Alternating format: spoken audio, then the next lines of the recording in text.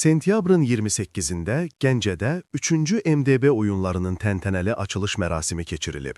Axşamaz xəbər verir ki, Azərbaycan Prezidenti İlham Əliyev və birinci xanım Mehriban Əliyeva tədbiri izləyiblər. Əvvəlcə Azərbaycanın üç rəngli bayrağı arenaya gətirilib və dövlət himnimizin sədaları altında ucaldılıb. Sonra 3-cü MDB oyunlarında iştirak edən ölkələrin idmançılarının təntənəli paradı olub. Açılış mərasimində Azərbaycan bayrağını karateçimiz Asiman Qurbanlı və taekvondoçumuz Zemfirə Həsənzadə arenaya gətiriblər.